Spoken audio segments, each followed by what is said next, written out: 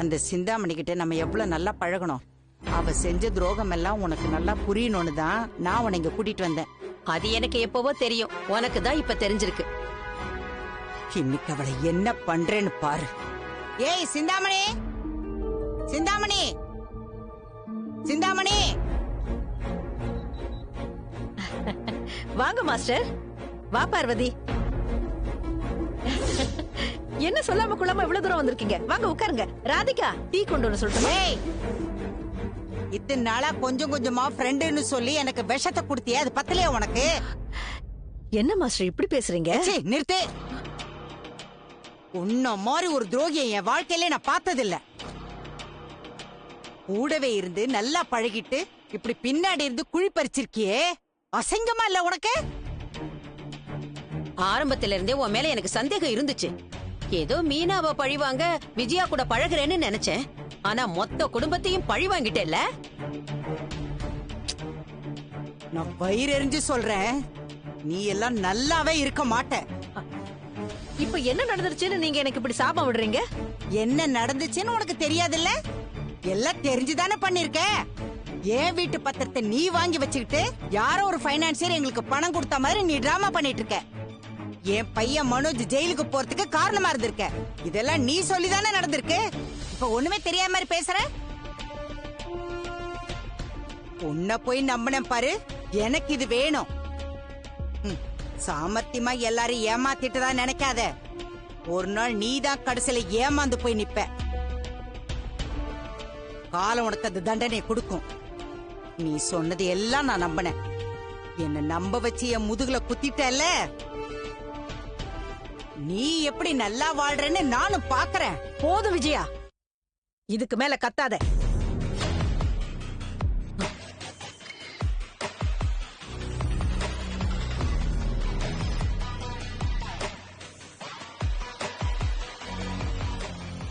நானும் மாஸ்டர் ஆச்சே, கொஞ்சம் மரியாதை கொடுக்கலான்னு பார்த்தா ஓவரா தான் பேசிக்கிட்டு இருக்க. பாத்தியா விஜயா, இதுதான் இவளுடைய உண்மையான முகம். இப்படி ஒரு பச்சை துரோகியா நீ இருப்பேன் நான் நினைக்கவே இல்ல. நான் என்ன உனக்கு துரோகம் பண்ண? பின்ன நீ பண்ணதெல்லாம் துரோகமே இல்லையா? நம்பிக்கை துரோகம். என்ன பார்வதி, விஜயா தான் ஏதோ புரியாம பேசிக்கிட்டு இருக்கான, நீயும் அதை நம்பிக்கிட்டு பேசிக்கிட்டு இருக்க. விஜயாவும் மனோஜும் வாங்கின கடனை திருப்பி தரல, அதுக்கு பைனான்சியர் வீட்டை ஜப்தி பண்ணிட்டாரு. இதுக்கு நான் என்ன பண்ண முடியும்? போது நிறுத்திடி. இன்னும் எத்தனை நாளைக்கு இப்படியே பொய் சொல்லுவ? உன் பொய்ய இத்தனை நாள் நான் நம்பினதெல்லாம் போதும். நடிப்பெல்லாம் எங்களுக்கு தெரிஞ்சு போச்சு. அந்த பைனான்சியருக்கு பின்னாடி இருந்து நீதானே அவனை ஆட்டி வச்சிருக்க. நீ செஞ்சது மிகப்பெரிய பாவம் சிந்தாமணி. விஜயா உன் மேல எவ்வளவு நம்பிக்கை வச்சிருந்தா தெரியுமா? உன்னை பத்தி எப்பவும் என்கிட்ட பெருமையா பேசிக்கிட்டு இருப்பா. இவளோட சுயரூபம் இப்பதானே புரியுது. உன்னை நம்பி என் வீட்டுல நடக்கிறதெல்லாம் சொன்னேன்ல, அதுக்கு என் குடும்பத்தையே நடுத்தர்ல நிக்க வச்சுட்ட. என் வீட்டை பூட்ட வச்சுட்ட. என் புருஷன் அந்த வீட்டுல எவ்வளவு கௌரவமா வாழ்ந்துட்டு இருந்தாரு. என் வீட்டை சீல் வைக்கிறதுக்கு உனக்கு எப்படி மனசு வந்தது? ஒருத்தங்களோட கஷ்டத்துல சந்தோஷத்தை பார்க்கணும்னு நினைக்காத சிந்தாமணி. அப்படி பார்க்கணும்னு நினைக்கிறவங்க நல்லாவே இருக்க மாட்டாங்க. ஒன்னு மனுஷனே சொல்ல முடியாது. காசு இருக்கிற திமிர்ல ஆடிக்கிட்டு இருக்கல. ரெண்டு பேரும் பேசி முடிச்சிட்டீங்களா? விஜயா, உனக்கு ஒத்து ஊதுறதுக்கு தான் இந்த பார்வதியை கூட்டிட்டு வந்தியா? வேண்டா சிந்தாமணி, ரொம்ப பேசாத. இவ்வளவு நாள் பழகி இருக்கமேன்னு ஒரு எண்ணம் கூட உங்ககிட்ட இல்ல இல்ல? எனக்கு அதெல்லாம் முக்கியம் இல்ல. முதல்ல ரெண்டு பேரும் இடத்த காலி பண்ணுங்க. பேச்சு ரொம்ப அதிகமாயிடுச்சு. முதல்ல கிளம்புங்க. கடன் அடைக்கிறதுக்கு காசு இல்ல, வீட்டுக்கு சீல் வச்சாச்சு. அந்த வீட்டை மீட்கிறதுக்கு துப்பு இல்ல. அப்புறம் என்ன பேச்சுல மட்டும் வீரம் காட்டிக்கிட்டு? முடிஞ்சா மீதம் இருக்கிற 38 லட்சத்தை கட்டுங்க. அப்புறம் வந்து இங்க பேச வேண்டிய அவசியம் இல்ல. தன்னால உன் வீடு உன் கைக்கு வரும். அது வரைக்கும் அந்த சீலையும் எடுக்க முடியாது, வீடும் என் கட்டுப்பாட்டுல தான் இருக்கும். சோ நீங்க இப்ப கிளம்பலாம். வாய மூடுறீ. நீ ஒண்ணு எங்களுக்கு இறக்கம் காட்ட வேண்டியதில்ல. ஆனா ஒண்ணு, காசு இருக்குன்னு தானே நீ ஆடுற. உன் திமிர அடங்குற காலம் வரும். அப்ப உன்னை காப்பாத்த ஒரு காசும் துணையா நிக்காது. ஒரு ஆளும் உன் கூட இருக்க மாட்டாங்க. யாருக்காக நீ இப்படி பணத்தை சேர்த்து வைக்கிற? உன் பொண்ணுக்காக தானே இப்படி காசை சேர்த்து வைக்கிற? இன்னைக்கு சொல்றேன் கேட்டுக்க. உன் பொண்ணாலதான் உனக்கு அழிவு ஆரம்பமாக போகுது. இப்படி எல்லாரையும் ஏமாத்தி ஊர்ல இருக்கவங்க கிட்ட எல்லாம் வட்டி மேல வட்டி போட்டு அவங்க வயிறு எரிய சம்பாதிக்கிறல்ல, உன் பொண்ணு ஒண்ணுமே இல்லாத ஒருத்தன் கூட தான் ஓடி போறா. ஏய்,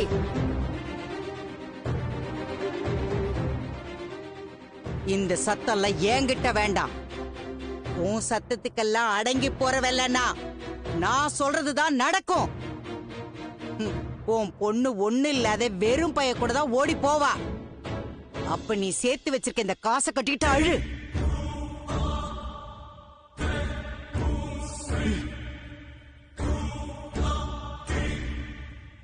வா பார்வதி.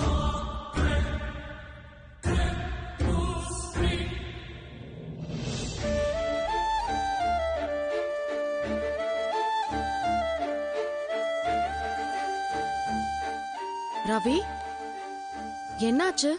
ஏன் இப்படி இருக்க? ரொம்ப நேரமா ஏதோ டீப்பா யோசிச்சுட்டு இருக்க. இல்ல, முத்து மீனா நீ வீட்டு கடன் கட்டுறதுக்காக எவ்வளவோ கஷ்டப்படுறாங்க. ஆனா என்னால அவங்களுக்கு பெருசா எதுவும் ஹெல்ப் பண்ண முடியலையே. நான் அந்த வீட்டுல ஒரு பையனா பிறந்து என் பங்குக்கு எதுவும் செய்ய முடியலன்னு நினைச்சா ரொம்ப கஷ்டமா இருக்கு ஸ்ருதி. ஆக்சுவலா முத்து மீனாவே இவ்ளோலாம் கஷ்டப்படக்கூடாது. இதெல்லாம் மனோஜோட தப்பு. ஆனா அவங்க அந்த டெட்ட அவங்க தலையில ஏத்தி வச்சுக்கிட்டாங்க. நீ அதுக்கு கில்ட்டியா ஃபீல் பண்ணிட்டு இருக்க. ஆனா மனோஜ் அங்க ஜாலியா ரோஹிணியோட சுத்திக்கிட்டு இருக்காரு. அவனுக்காக முத்து இது செய்யல ஸ்ருதி, அப்பாக்காக தான் செய்யறான்.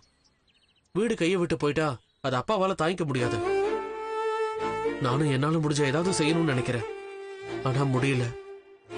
என்கிட்டயும் பெருசா சேவிங்ஸ் எதுவும் இல்ல. நானும் நம்ம ரெஸ்டாரண்ட்டுக்கு எல்லாத்தையும் இன்வெஸ்ட் பண்ணிட்டேன். எப்படியும் 6 months கழிச்சு தான் அதுக்கான ரிட்டர்ன்ஸே வர ஆரம்பிக்கும். எனக்கு இஎம்ஐ கட்டுறதுக்கே கரெக்டா இருக்கு. இல்லன்னா நானாச்சும் கொடுத்திருப்பேன். எனக்கு உன்னோட சிச்சுவேஷன் புரியுது ஸ்ருதி. உன்னால முடிஞ்சா நீ கண்டிப்பா பண்ணிருப்ப. இப்ப எனக்கு வேற என்ன செய்யறதுன்னே தெரியல. மாப்பிள்ள ஸ்ருதி, ஸ்ருதி.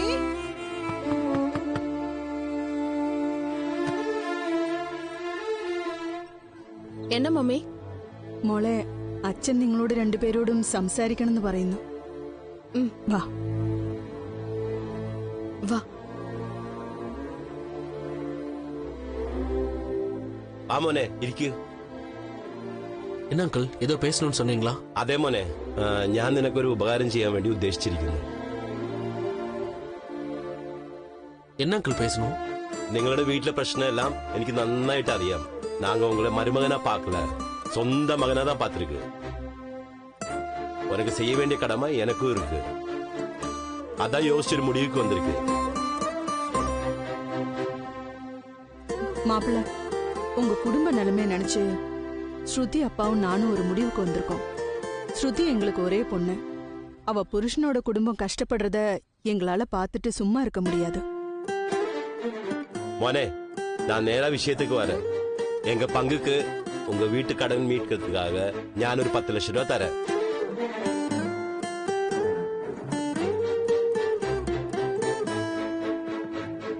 മോനെ, அது നിന്റെ അച്ഛന്റെ അടുത്ത് കൊണ്ടുപോയി കൊടുക്കുക. മുഴുവൻ കടൻ അടക്ക മുടിയാമ ഇരുന്നാലും ചെറിയ ഭാരത്തെ കുറയ്ക്കും. அச்சா, நான் ஒன்னும் உங்களை எதுவும் ഇത് മോളെ, ഞാൻ മുഴുവൻ മുടിച്ചിടുற. പണം കൊടുക്കണമെങ്കിൽ ഒരു കണ്ടീഷൻ ഉണ്ട്. മോനെ, அந்த பணத்தை கொடுத்த அடுத்த நிமிஷமே நீயும் மோளும் இந்த வீட்டுக்கு வரணும். புரியல. இனிமே நீங்க 2 பேரும் எங்க கூடவே இந்த வீட்டுல தாமசிக்கணும். கடன் இருக்கிற வீட்டுல எந்த மோளும் இனிமே இருக்காது.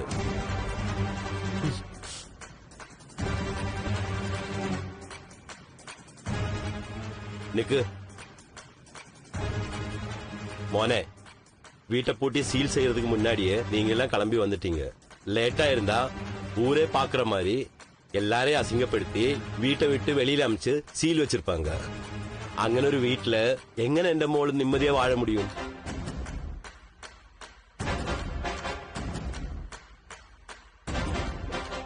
மாப்பிள்ள, நீங்களும் இங்க வந்துட்டா நிம்மதியா இருக்கலாம்ல. நாங்க இந்த 10 லட்சத்தை வெறும் உதவியை மட்டும் செய்யல, எங்க பொண்ணோட எதிர்காலத்துக்காக செய்யறோம். எங்க பொண்ணு உங்க வீட்டுல நடக்கிற தேவையில்லாத சிக்கல்ல மாட்டிக்க கூடாது. நீங்களும் அந்த கடனை தலையில எடுத்துக்க கூடாது.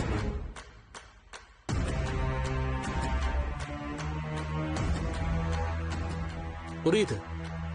அதாவது 10 லட்சத்தை கொடுத்துட்டு என்ன விலைக்கு வாங்கலான்னு பாக்குறீங்க. അങ്ങനെ അല്ല മോനെ. உங்க ஃபியூச்சர் நல்லா இருக்கிறதுக்கு தானே நீங்க உங்க குடும்பத்தோட இருந்து கஷ்டப்படுறதுக்கு இங்க இருந்தா உங்களுக்கு வேண்டதெல்லாம் நாங்க செய்வோம்ல. சந்தோஷமாയിട്ട് ஜீவிச்சூடே. போதுங்க, இதுக்கு மேல எதுவும் பேச வேண்டாம். ஏன் சந்தோஷம் இங்க இருக்கு, நீங்க எப்படி முடிவு பண்ணலாம்? காசு கொடுத்தா அப்பா அம்மா விட்டு வந்துருவேன்னு நினைச்சீங்களா? മോനെ, ഞാൻ എതും തപ്പ சொல்ல. എന്റെ കണ്ടീഷൻ தான் சொன்னேன். நீங்க வேற மாதிரி நினைச்சிட்டீங்க. நீங்க 2 பேரும் நல்லா இருக்கணும் தான் சொல்றேன். இனி தீர்மானிக்க வேண்டியது நீங்க தான். இதுல முடிவு பண்ண என்ன இருக்கு? நீங்க என்ன சொன்னாலும் என்ன காசு கொடுத்து விலைக்கு வாங்க தான் பாக்குறீங்கன்னு நல்லா தெரியுது. இது ஒரு மிடில் கிளாஸ் மென்டாலிட்டி മോനെ. இது உங்க தாழ்வு மனப்பான்மை. அச்சா என்ன பேசுறீங்க? മോളെ, ഞാൻ നിങ്ങൾക്ക് ഹെൽപ്പ് ചെയ്യാനാണ് ഇതെല്ലാം சொல்றேன். நீங்க 2 பேரும் நல்லாയിട്ട് யோசிச்சுட்டு பதில் சொல்லுங்க. ഞാനൊരു 10 ലക്ഷം രൂപ തരാം.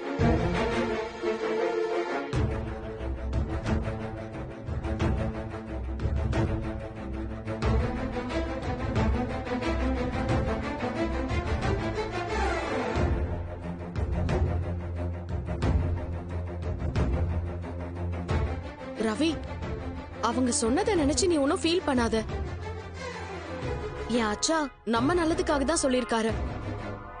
அவர் ஒரு பிசினஸ் மேன், எல்லாத்தையும் ஒரு கணக்கோட தான் பாப்பாரு. ஆனா இதுல இருக்கிற குட் திங்ஸ் மட்டும் நீ பாரு. இதுல என்ன நல்லது இருக்கு? இந்த சிச்சுவேஷனை யூஸ் பண்ணி என்ன வீட்டோட மாப்பிள்ளையாக்க பாக்குறாங்க.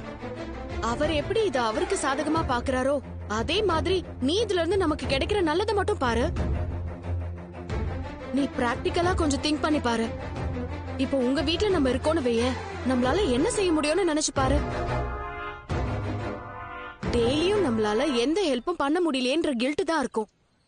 அதுக்கு பேசாம என் அச்சா தர பணத்தை கொடுத்தா உங்க வீட்டோட கடனை அடைக்க ரொம்ப ஹெல்ப்ஃபுல்லா இருக்கும்ல. இன்னொன்னு, நம்ம ஒன்னும் கடைசி வரைக்கும் இங்க இருக்க போறது இல்லையே.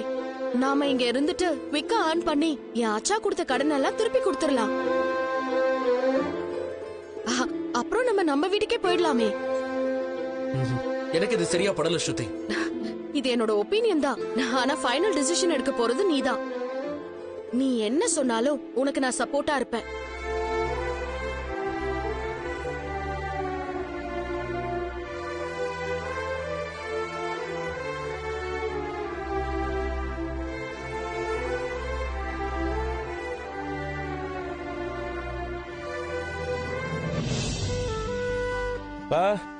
என்னடா வேலை கிளம்பிட்டியா? இல்லப்பா, நானும் மீனா இங்கிலீஷ் கிளாஸ் போறோம். அதுக்கப்புறம் தான் சவாரி போனோம். படிக்க வேண்டிய வயசுல ஒழுங்கா படிக்காம ஊரை சுத்திட்டு இப்ப இதெல்லாம் தேவையா? படிக்க வேண்டிய வயசுல அவனை படிக்க விடாம பண்ணிட்டேல. யார், நானா? நீ மட்டும்தான். விடுப்பா, எதுக்கு அதெல்லாம் பேசிட்டு. மம்மி, படிக்கிறதுக்கு வயசு தேவையில்ல, ஆர்வம் இருந்தா போதும். அந்த ஆர்வத்தை வீட்டு கடன் அடைக்கிறதுலயும் காட்டணும்.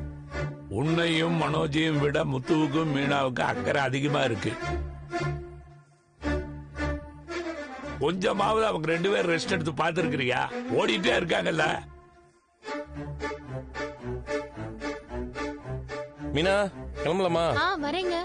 மாப்பிள்ள, கோயிலுக்கு போயிட்டு வந்துட்டியாமா? போயிட்டு வந்துட்டேன். அண்ணே, நம்ம குடும்பத்துல கஷ்டமெல்லாம் சீக்கிரம் தீரணும்னு பொன்னியம்மனை கும்பிட்டு அர்ச்சனை பண்ணிட்டு வந்தேன். இந்த அர்ச்சகரும் சீக்கிரம் நம்ம குடும்பத்துல கஷ்டமெல்லாம் விலகிடும்னு சொல்லிருக்காரு. நடந்தா சந்தோஷம் தான். சம்பந்தியம்மா, இந்தாங்க.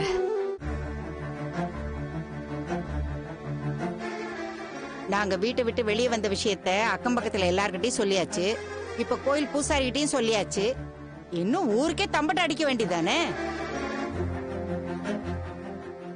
விஜயா, அவங்க நமக்கு நல்லது நடக்கணும்னு வேண்டிட்டு வந்திருக்காங்க. அத கூட நீ குதர்க்கமா தான் பேசுவியா? நான் யார்கிட்டயும் எதுவும் சொல்லல சம்பந்தியம்மா. கோயில்ல கூட பரிகாரம் ஏதாவது செய்ய முடியுமான்னு தான் கேட்டேன். விடுங்க, அவங்களுக்கு அதெல்லாம் புரியாது. கொடுங்க. இந்த மீனா,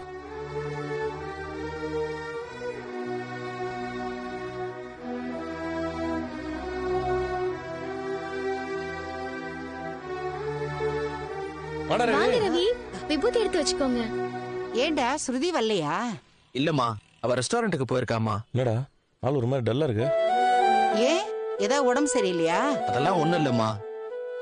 ரவி, ஏதாவது பிரச்சனையா?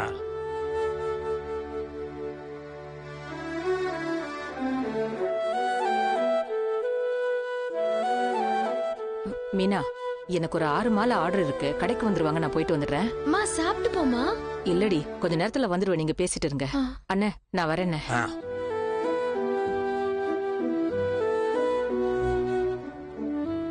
டேய் உன் மோத பார்க்கும்போது தெரியுது ஏதோ நடந்திருக்குன்னு. என்ன நினைச்சு சொல்லு. காலையில வீட்டு கடனுக்காக ஸ்ருதியோட அப்பா என்ன கூப்பிட்டு பேசினாரு. என்னவா? வீட்டு கடனுக்காக ஒரு 10 லட்சம் ரூபா கொடுக்கறேன்னு சொல்றாரு. ரொம்ப நல்ல விஷயம் தானடா. பரவாயில்ல, உன் மாமனாரு இந்த நேரத்திலயாவது நமக்கு உதவி பண்ணணும்னு நினைக்கிறாரு. விஜயா, இரு. அந்த ஆளு எதுலயுமே லாபம் இல்லாம எதையும் செய்ய மாட்டான். இல்லைங்க, அவன் மாமனாரு அவனுக்கு செய்யணும்னு நினைக்கிறாரு. எப்படி இருந்தாலும் ஸ்ருதிக்கு வர வேண்டியது தானே. அம்மா, அப்பா சொன்ன மாதிரி அவர் சாதாரணமாலாம் பணத்தை கொடுக்குறவர் கிடையாது. இதுல ஏதோ உள்குத்து இருக்குது. என்னடா ரவி? ஆமாண்டா, அந்த பணத்தை கொடுக்க ஒரு கண்டிஷன் சொல்றாங்க. அதான் நான் பார்த்தேன். என்ன கண்டிஷன்? நானும் ஸ்ருதியும் அவங்க வீட்லயே இருக்கணும்னு சொல்றாங்க.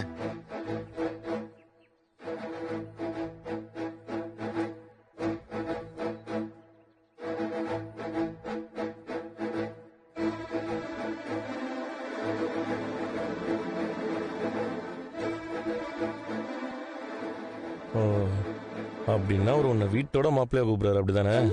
ஆமாண்டா, அப்படி இருந்தாதான் அந்த பணத்தை கொடுப்பேன்னு சொல்றாரு. பாத்தியா விஜயா, அந்த வாசுதேவன் நம்ம பையனை பணம் கொடுத்து வேலைக்கு வாங்கணும்னு பாக்குறான். அவனால திருந்தவே மாட்டான். என்னங்க இது அநியாயமா இருக்கு? 10 லட்சம் கொடுத்தா அதை வாங்கிட்டு நம்ம ரவியை வீட்டோட அனுப்பிடுவோம்னு நினைச்சிட்டாரா அவரு? ரொம்ப நாளா அவங்க அதுக்கு தானே மீனா வலைய விரிச்சுக்கிட்டு இருந்தாங்க. என்ன நினைச்சிட்டு இருக்காங்க அவங்க? என் பிள்ளைய வீட்டோட மாப்பிள்ளையாக்க பாக்குறாங்களா? அதுக்கு பேர் மாப்பிள்ள இல்லம்மா, வீட்டோட அடிமையாக்க பாக்குறாங்க. இதை நான் அங்க இருக்கும் போதே சொல்லியிருந்தாங்கன்னா உண்டு இல்லைன்னு பண்ணிருப்பேன். 2 நாள் நான் அங்க இருந்ததுக்கே என்ன பாடா படுத்திட்டாங்க. இதுல வேற என் பையன் அங்க போய் இருக்கணுமா? 10 லட்சத்தை தூக்கி போட்டு நான் பெத்து வளர்த்த பிள்ளைய அந்த ஆளுக்கு தாரவாத்து கொடுத்துருவேன்னு நினைச்சாரா?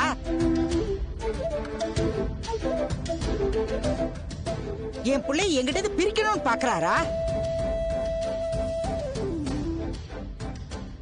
பண திமிரு. அந்த ஆள் புத்தி கீழ்த்தரமா போகணும் தெரிஞ்ச விஷயம் தானே. ஆரம்பத்துல இருந்தே அவங்க எண்ணம் இதுதான் மாமா. ரவி, இதுக்கு ஸ்ருதி என்ன சொன்னாங்க? அவ அதுக்கு முழுசா சம்மதிக்கல. முழுசா சம்மதிக்கிறேன்னா வேற எப்படி?